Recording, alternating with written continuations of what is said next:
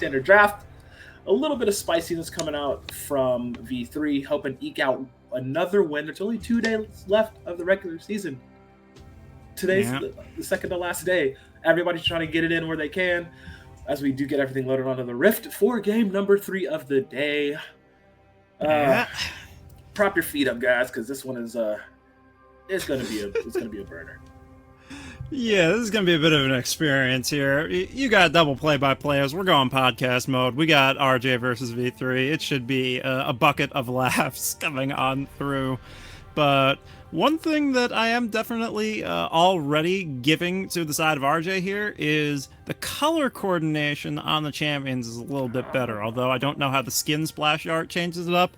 The Victor, the Sivir, the Yuumi, they all have like those big gold hues contrasted with some blues in the splash art, so I was really liking the way those champions looked on the champ select screen. Yeah, they looking pretty stylish right now. My boy Sol rocking the pizza Sivir skin, which is still one of the weirdest skins to me, because like you just have this giant pizza and you're just throwing it at people. Like, that's got to be hot in your hands. If it's as fresh as the pizza parlor says they make them, that's just like searing hot pizza in your hand and you're just throwing it. Like, I've been in a few food fights in my day. Hot pizza to the face is not something you want to take. No, definitely not. Turtle power coming on through for Sol, getting totally radical down there in that bot lane. But we do get a quick look at the runes. I don't think it's anything too shocking. Although you look at the Yuumi, right, and I think it could definitely be more of this AP style Yuumi, the damage style Yuumi that's been coming through more so in solo queue on 12-14, because you see the Gathering Storm and the Absolute Focus going for as much adaptive force as possible. The Aerie does have its defensive utility, but the cut down and the Aerie poke definitely going to be doing a lot to those champions that are stacking HP. We've seen Ludens, we've seen Rabadon's rushes on the cat, and it can absolutely amp things up as Unica positioning here for maybe a bit of a level 2. The wave's pushing forward. There he goes. Oh yeah, he's in there like swimwear. There's no escape. Does burn the flash a little bit, try to dodge out. He is healing up with those potions as much as you can, but no, don't worry. Yu-Gi-Oh will secure the kill in the end. That was almost an out for recap, but just shy a little bit on the exit. Yeah, I mean, the early aggression coming through from V3, absolutely crazy. You love to see them play with confidence. It was a really good identification there from Unica. The wave was pushing forward, so Recap had no out there, had to continue pushing forward because of the unbalanced minion wave. And as we take a look at the replay, Yu-Gi-Oh just skilling, I believe, that Claw of the Empire level 1 here, so just really ready to snap up on the opportunity. Here comes Unica. There's the snap back. The red buff slow goes down. And once the knockup comes through, Recap's fate's basically sealed. Taking down almost answers 1 for 1. But that E comes back down off cooldown right in time. Yu-Gi-Oh picking it on up. First blood for V3. Great sign for them. Very nice indeed. Yu-Gi-Oh, yeah, it's taking that Claw of the Empire level 1 as opposed to, just the bolts, just for better wave control and, gank potential like that. Xin Zhao does pretty well when his laners have a hard CC. So first blood going out to V3 as they are playing with a little bit of urgency, it shows. I'm proud of them. Tiny bit of gold. Yeah, I'm proud of them. They're showing, like, it's been a thing, this split I've seen a lot of their games. It's not like they're just completely, falling over to the wayside, belly up, or anything like that in a lot of their games. They have been playing to the best of their ability, and there's been a few times where if they made maybe 1 or 2 small adjustments, they might actually be contending for the 6th spot for playoffs. But unfortunately, that is not the case, and they are in this 2-17 scoreline right now. But now they're just playing to show what they can do for these last 2 days of the regular season, and maybe, just maybe, they will eke out a win here. But if there was any place to start, it would definitely be with Yu-Gi-Oh and Yukina. Yeah, definitely. So, Xin Zhao going to be offering so much skirmish potential around these objectives, especially with that assist in his back pocket, means he's already accelerated a tiny little bit. Clears more or less equal. It could have been the double crab coming on through for Unica, but choosing to re-clear through that top side, get those camps reset once again, and then start moving down towards bot as we see Hadel trying to freeze up that wave, but cannot withstand the harass of the cat and the bandit for too much longer, so that will shove in and bounce back out as the turret is now attacking it. But Yu-Gi-Oh, meanwhile, staying ruthless in the mid lane. Yeah, once Swain gets a little bit edge up on you, he can be kind of oppressive. Especially he is, I believe, he's going Imperial Mandate. I think that is the build. Yep. You would Yes, assume so off of Bandoglass Mirror for sure. yeah. I don't think he's gonna go Shirelius. So definitely No, have that. I don't think unless he knows something that I don't, and that's like, I'll tell you this, Crow. I'll tell you this. It could be Moonstone. I would think it would be Int in this situation. Moonstone Swain is legit, though. Moonstone with Rylai's, you drain tank, you keep the Moonstone active and heal out your team. When you have a hyper carry like the Zeri, it's a potential possibility, but I just think in terms of where the skill is allocated across V3, you're always looking at Yu-Gi-Oh! To be one of your big carry threats. I would definitely prefer him to see him go a more damage-oriented build. Yeah, for sure. So yeah, Mandate probably going to be on the horizon. Just to add that bonus damage for all the juicy CC that Swain does provide. So as we do see them starting up, Dragon number 1 here, gotta think it's gonna go the way of V3 with how the map is controlled. Not a lot of vision down in places right now from either team, but just enough for V3 to say, yeah, we can take this. It's easy. Hashtag we take those. As we just have a pretty neutral map state right now. What is not neutral is my stomach, because that Whataburger breakfast is actually kicking my ass right now.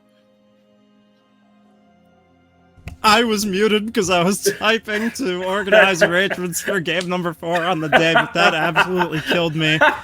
This is gamer hours. This is gamer diets. Me and Crow are on very similar pages here in terms of how we set ourselves up to cast LJL at, 4 in the morning our time. Sometimes that means Whataburger for breakfast. Sometimes that means staying up all night or just catching a 2-hour nap off the back of being up for 18 hours. And you know what? It adds to the content here as Unica gonna find out Hotch in the river, but look at that little flank. Look at that recall. What? That's crazy. Oh my goodness. Hitel just recalling behind enemy lines. Wait, minions. Wait, no, he's trying to get away. He was almost out. He had no reason to try to. Oh, okay, he's safe. He's good. We're chill. Yeah, but he just eats so much poke for no reason. I don't know what he was trying to do there. Okay, I mean, maybe he's trying to do that. Is this the greatest bait ever? As Hitel eats multiple boomerangs in the face, he burns the ignite here. Man, I actually want to hear the comms there, because I'm not sure what. Like, he literally was about to finish his recall. Then he decides to walk up. Like, there might have been some play that they're going to go and try for, but I mean, if you're trying for a play, do you not just stay behind them there, and keep the flank? I don't know what's happening. Like, either finish your recall. It almost looked like he was trying to save the wave, but he was way too late to do that. He walked out where the wave could still see him, and it was easy for Sullen Secret to just turn around and start wailing on him. Well, and he burned the ignite in the end of all of that too. So, like, you know what? Ignite for exhaust. It's all right. Off to you, Hitel. Just you tried. Do the thing, man. As we do see that up in top lane, nothing is happening. So we're gonna go back around the map. It's just you're telling me nothing's happening in an Ornar lane. I do not believe you, sir. The forecast calls for sunshine, rainbows, a little cloud during the midday, and a whole lot of nothing in the tank lane. I mean top lane. I mean island. I mean, yeah, you know what it is. You know what's going on. Crow, it's painful being a top lane player. I don't know what particular persuasion of role you do inhabit most of these days, but I'm a top laner by trade, and it's not a good place. It's not a place for good people. You're getting punished if you're in top lane. Is it like the island of misfit toys? Like, could you relate it to that if it were to be anything, or is it more like the negative zone from the Fantastic Four comics, where you're just like wandering aimlessly? Speaking of wandering, Hitel has decided to bring Unica in and flashes into Soul, who does burn the final chapter to get out. Yeah, wow, they survived that one. Shout out the Yumi healing, because that should not have happened. But we do see the rest of the team coming down as Hachimecha is just wandering over the side. Unica stepping up to take out this ward. It's a bait. Woo. That was some armament hockey. I mean, some mind's eye hockey type stuff right there. My man dodged out on the claw and the javelin from Unica as well. So Hachimecha is just like playing on a higher tier right now. As you know, it's just only 10 minutes. Not too much going on. We did get that first blood from V3, but they're struggling to really make anything else off of that, it seems like. If we can do a little bit serious analytics here, they're just looking chilling. for they're chilling, but it shows they're looking for multiple plays, right? So you see Unico rotating around the map constantly, looking for a lane to make something happen, and you would think they would would have tried to revisit it with this UGO recap lane.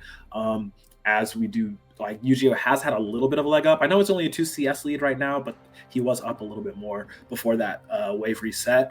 So what do you think V3 has to do in this current moment to push the momentum that they had from First Blood going? I would say maybe not let RJ take this Herald, but that's just me.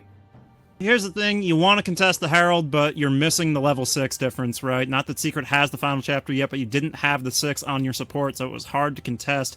That is just going to go through. They did have the Demonic Ascension from Yu-Gi-Oh!, so it's possible in an extended fight they do win out, but they don't want to blow their lead, right? 30 seconds till this Infernal Drake does hit the Rift.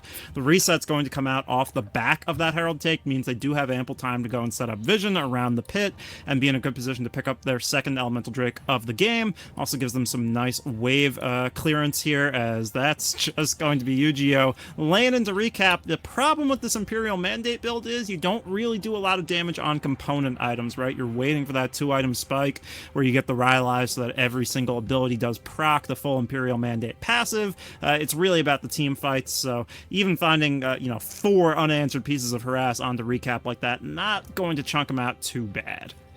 Yeah, I definitely understand that. The 2-item power spike because of that mandate build makes perfect sense, as we do see, like, Yu-Gi-Oh!, they want him to be a focal point of this team for, like, just starting fights and just drain tanking as much as he can while applying all those mandate procs across the board of multiple team members of RJ. But it's not to that point just yet. We do have Infernal Drake spawned here, and this looks like a squeeze. They're going to blast come to safety. Not a chance they're getting caught there, I would say, quote unquote. I think V3 could have been a bit more aggressive on pulling the trigger. It feels like they're a little bit scared at this point. Sure. This is sort of what happens with V3. We went going back to that first blood they took where it was very aggressive. It was level 2, right, coming on through. Right. And you sort of commented on how V3 hasn't always looked afraid this split of standing up to the competition. And I think that's very much true before 10 minutes. I think they're pretty good at picking up the first couple of Drakes, even going back to Spring where they were, even more dysfunctional as a unit. They were always pretty good at getting some bot lane priority, picking up a couple of early Drakes, and they would fight back a little bit in the early game stage, as they are going to pick up the second Infernal for themselves, most likely. Doesn't look like RJ really wants to contest. But it's post 15 minutes where V3 sort of malaise kind of comes in, and you're like, can you guys just not roll over and die? Can you do something, please? Malaise, huh? How many points is that worth on Scrabble? I gotta know. We'll figure it out. It depends how you position it, of course, but if you can get that over a triple word score, that's going to be a big one. Almost as big as this Herald play could be for RJ. Oh, perfect segue. Let's go. Yes, Thank Shelly's making her appearance. Gonna basically, that tower's toast. Somebody touch it, please. Oh my god. Well, the fight is on, and Yu-Gi-Oh! Is here. Has the Imperial Mandate ready. Goes into the burst of stopwatch. Does not really get much for. Hachimacha is dropped considerably low, but RJ are just gonna get out of this one. I don't know how they didn't take that tower. I think it's literally 1 Sivir auto away from falling, but hey, I mean, shout out to V3 playing that 4-point defense. I mean, they made it work somehow. As in the top lane, Washidai, is he going to go for this? He almost has Mega Gnar. I believe once he has Mega Gnar, he might just dive in. Well, no, Wave's done now. Wave is gone. Doesn't have the space anymore. But, Crow, I got to tell you, my disappointment is immeasurable, and my day is ruined that nobody died in that bot lane fight. How did that not lead to some sort of bloodshed? Hotch doesn't want to let that stand. He's not happy with how it went. He's hovering around looking for something else. Meanwhile, Washidai answering with some plates. But come on, hit it once. Come on, hit it once. Somebody breathe on it, please. You come here to me on the day of my daughter's wedding, it's right there. You just gotta smack it. Oh well. But yeah, surprisingly, nobody died in that last little skirmish from either side. Yeah, here it comes. And it was 1 auto. I was right. It was literally 1 auto away. Okay, so that's first turret going into the pocket of RJ, who now have a tiny little, barely 1k gold lead. And now you see across the board multiple mythics coming out onto the teammates. And now we're just looking for a team to actually push something forward. You would have to think RJ are in the better boat now that they have that bot lane tier 2 actually taken out, or tier 1 rather taken out. So you would like to think this is when Soul and Secret would start to push it down more, as Soul does have a little bit of a CS lead. You see the gold per player right now coming up on your screen. Yeah, it's about where we'd expect it to be, right? Yeah. Although I think Soul doing a very good job staying ahead of the curve here, looks to be leading the pack in the income department. And when you're a playthrough bot lane team, you know, Soul's not quite on the level of Hybrid in terms of the funneling that his team does give to him, but in past splits has definitely shown the carry performances that Hybrid can as an ADC player, so it definitely makes sense. Already on that Kraken Slayer plus a Zeal, might be moving towards the Rapid Fire Cannon or the Phantom Dancer. The possibilities are endless. Maybe a Runons for extra wave clear. I'm actually not super familiar with what the meta Sivir progression is. I would assume it ends on in Infinity Edge 3rd item, but we'll have to wait and see what wondrous secrets. That's a pun. What wondrous secrets has to show us. I didn't mean to do it. I'm not initialized. I can't claim that level of preconceived punning, but things just kind of continue to be as they were here, right, Crow? Although maybe Unica could get popped out. There's the Shurelya's coming forward. Final chapter. Well, it is the final chapter indeed. Sending Unica to Gray Screen City for a hot second, as UGA just had to watch his boy die. Couldn't really do anything about it. And yeah, this RJ finally pushing some pressure on. The jungler is dead, and Herald number 2 is spawning. So, I mean, slap a sticker on it, call it free real estate, baby, because viewing is happening and the contract is closing. And right, this is what we wanted to see RJ do, right? We wanted to see Soul and Secret get out of that bot lane, get ahead, and start putting influence around the map, and that's exactly what is going on right now. Sure, they're both sitting at 0 kills, but the gold is there, the lead is there. You see that he has a 1. I don't really understand bounties anymore because my man has a 150 bounty and is just strictly off of his CS, and you're just like, all right. So this is a good point for me to flex some of the league knowledge I actually do have, because I often see people being confused about how bounties are calculated. Even big players like Double Lift, I've seen clips of him on Twitch recently doing the co-stream, being like, why does he have a bounty here? That doesn't make any sense. Bounties are calculated by comparing the gold of the individual player to the average gold of the other 9 players in the game, and there's a certain threshold, I think it's probably about 15%, where if you are above the average total gold of the other 9 players in the game, that is when you accumulate a bounty, and Soul has managed to do that just through farming. He's about to get even richer if they do crack this mid lane tier 1. So what you're saying, he's got Scrooge McDuck pockets right now, and that just slightly increased more because Shelly number 2. Wait, did you see that? Okay, the Herald's kind of blipped in. Anyway, there's a team fight happening. Oran Horn has been sounded. Just to scare him off a bit. Once again, nobody dies, as we do have Cloud Drake spawn. It looking like RJ are just muscling their way towards that as they're standing in a line menacingly against V3, just slowly chugging. Those boomerang blades are starting to really hurt now. So they have a decent amount of poke, you know, with Recap, with Soul, honestly with Secret too. Even though they did go for the Shurelya's rather than I believe a lot of Yumis have been building just like the damage profile. So more supportive, more for the speed, and oh god, that's a really fast Sivir. Like that Yumi heal probably zooms. That's at least like, you know, I'm not going to do math right now. I actually suck at math. I almost didn't graduate because that's of math. Like a 450 movement that's speed. That's a 450, there. yeah. The problem with the movement speed is it doesn't help you win those fights in the choke, and it's a little bit concerning when you see Dresscode there playing the Zeri, not really connecting on any meaningful electroshock lasers. It was Soul with the Boomerang Blade actually winning the war of attrition over that choke point, even though the Call of the Forge God, as you pointed out, didn't actually connect with anything. V3 basically felt like they had no access to the Drake and they had to give it up, even though they should have better long-range tools, right? You have the Eye of the Empire coming through from UGO, you have the point-and-click depth charge coming out from Hotel, and you have the electroshock lasers, of which Dresscode got off multiple and just couldn't find anything there. And this is what's so frustrating about watching V3 games, is it gets to a certain point where it's like, you guys have tools. Like, I'd rather see you run it than sit there and just not do anything. You got the first 2 Drakes, now you're giving up on a win condition by allowing RJ to cut off your stacking. It's It's frustrating. It's definitely frustrating. But RJ have picked up the 2K gold lead here, and they're looking good on the map. They are up 2 turrets to none as well, so lots of control yet to be exerted, lots of deep vision yet to be picked up. But V3 may be looking for something here finally. Oh, definitely looking for something, and a ward scares them away. Oh my god. We can't engage now, Crow. That would be too much fun. It'd make too much sense. I mean, look, you could give a chimpanzee some blueprints, but he's not going to be able to build you a boat, unfortunately. I've heard the monkeys on typewriters before. I've never heard of chimpanzees with blueprints, but we got a fight breaking out. We do have a fight, and maybe someone will actually die this time, as Yu-Gi-Oh does have the demonic embrace. Pop Vettel manages to live through that. Hachimecha will not. Great call to Forge Caught on the back side of it. I know, separating all of V3.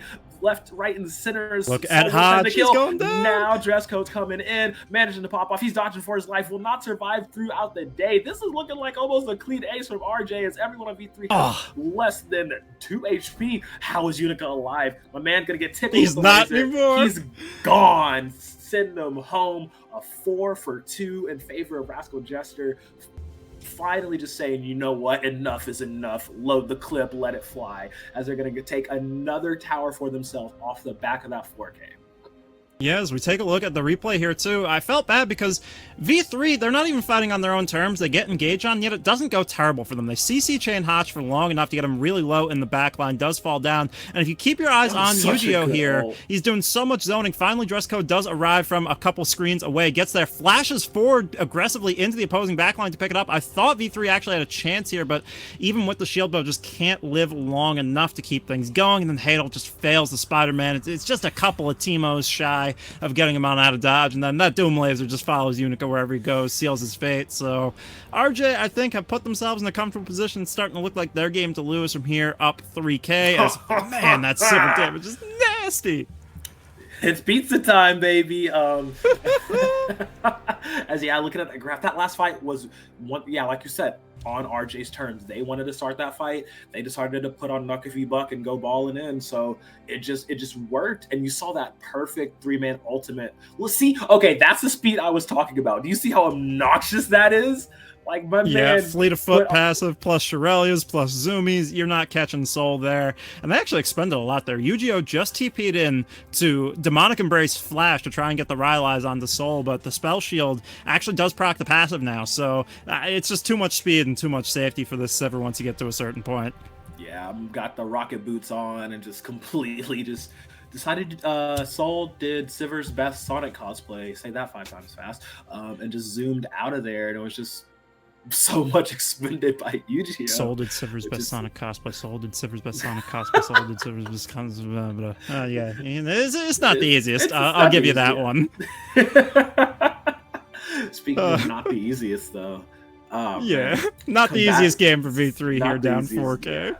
Yeah, we were looking pretty hopeful in the first 10 minutes, and then nothing, which has kind of been the case for most V3 games this entire season. So yeah, so they are meeting expectations, I should say. Say what you will about V3 Crow, they're consistent. They are a very consistent team. Consistently letting me down. All 5 members of V3 are invited to my funeral to let me down one final time, as Recap is going to go ahead and send him to an early grave, taking out 2 in this mid lane fight right before Cloud Dragon is going to spawn. Yeah, you're planning the wrong funeral there, Crow. It's time for V3 to be laid to rest. It looked like it was going to be a repeat of the last fight to try and approach the Drake right. They were stuck in that same choke, but this time RJ took the wide swing at them from the flank angle. We'll get another look at it here. As that's 2 Cloud Drakes back to back. Oh no. Yeah, it's, deja vu, or as Initialize called it earlier, deja fu. But yeah, that's just a nice buy angle. That's what Hotch can offer up on that point-and-click champion. Just a little bit step past his boundaries as Yu-Gi-Oh, and it's immediately punished. And now RJ just have free run of things. They're hovering around this top side. I'm not sure if they're actually going to start this. If so, Washidai can answer on the cross map. We'll pick up a tier 1 for himself at least, but they're going to just drop a pink. Get ready to do the Baron at a future point. Yeah, they're just gonna establish some vision good, very nice, make thing happen, catch people off guard, blah blah blah, all that stuff. Fundamentals. It's fundamentals, and them picking up these consecutive Cloud Drakes. That just works for RJ's team. Just Oh god, Soul's gonna be so fast, bro. And all the cooldowns. It's insane. This is actually pretty zany at this point, and Soul is just positioned to completely carry this game because now it's about that time. Well, it's kind of past time, but like levels wise, they're gonna get those masterwork items. Is Washidai gonna try to 1v1 Ino? Does a considerable amount of damage. Oh, the Timo thumbs up BM. I mean, he popped the Summoner Spellbook Ghost. He accomplished something there, but that kind of just gives Ino his teleport back, which makes things scary when Hatel engages like that. Okay, Hitel's going to engage straight into the jaws of death, and you can't be playing with fire like that, my boy. You don't have the safety blanket as Recap gets another kill. They will return one at least in the mix of it, though, but Soul has a few items under his pocket and gets a quadra kill out of that very messy exchange, and hey, that's a free Baron. Hatel, where was that hilly hook 10 minutes ago when it wasn't going to get you aced? V3 finally snap and say we need to do something, and Hatel goes with the absolute banger of a hook there to get things started, but then of course they immediately get dunked on, and then they can go can RJ to turn on the Baron because Ino has that Summoner Spellbook Smite, so they don't even need Hotch alive, even though he is the only one to fall here. We'll get another look. Look at this. Just it's absolutely guys, I got him, I got a lineup. I'm gonna hit him. Stops the recall, gets the onto Hachimetra. So cool, taking out the jungler, but look at where you're fighting and look who you're fighting against. A Sivir and a choke point? Are you kidding me? Boomerang Blades does so much damage right now, and so does the Q. And yeah, they stopped the back of the Ornhorn, but look how much free damage they're getting off. Recap on the backside of that, completely untouched, puts down the Chaos Storm for the lasers as well, and that's just like one of the worst places you could fight a literal whirling death machine, as you may call it, with Victor Sivir and just an ace and a quadra for RJ as well as Baron. Yeah, the zone control with a Sivir and a Victor is absolutely nasty, especially, you know, obviously they didn't know Soul was there. They kind of had to take a gamble. If it was just Hotch and Secret moving forward for some aggressive vision, maybe they would have been able to punish it, but now they're the ones who are getting thoroughly punished, spanked up as their base falls to tatters, but they're looking for a desperation play, a final flank TP coming out from Yu-Gi-Oh! It's a 5v4, but look at the low health bars! Oh man, they're trying their best, and unfortunately their best is not enough, as they're literally just evaporating. It's literally a hot knife to butter as RJ are just cutting through the entirety of V3. They're like, we will lose 5 times in a row, but we're not going to make it 6. There's no way our honor can handle this, as they're just taking V3 straight to the toilet and give him a good old swirly. Bullies RJ all day, and that's going to be them taking our 3rd game with a very, very convincing victory. Indeed. Wrap it up, boys. It's over. It's done with. We're